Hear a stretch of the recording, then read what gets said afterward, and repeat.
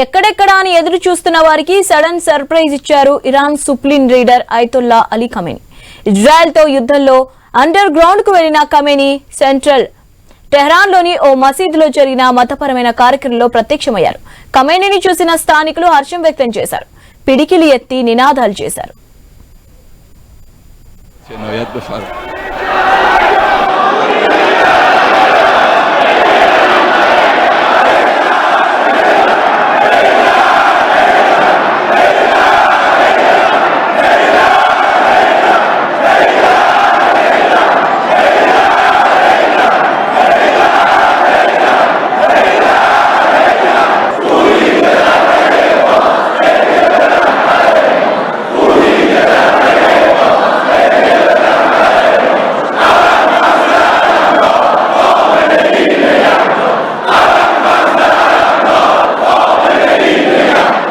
یه صلوات عنایت بفرمایید.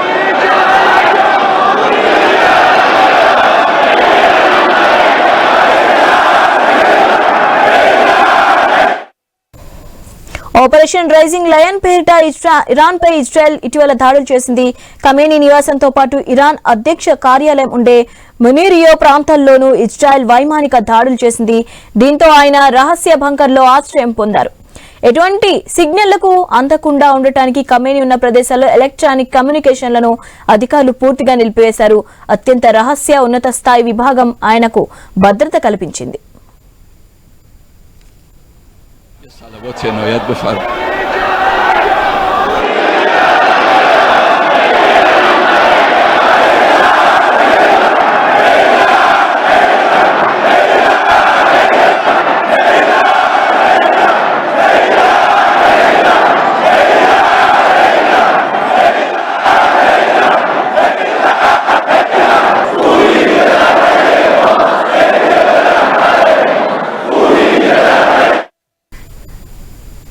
దేశ అత్యున్నత స్థాయి సైనిక కమాండర్లు మృతి చెందినప్పుడే ఖమేనీ ప్రార్థనలు చేస్తారు.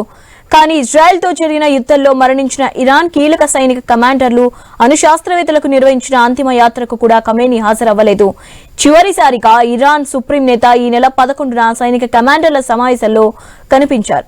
యుద్ధం ముగిసిన తర్వాత ఆయన ఇరాన్ ప్రజలను ఉద్దేశించిన వీడియో విడుదల చేసిన బహిరంగ ప్రదేశాల్లో ఎక్కడా కనిపించలేదు.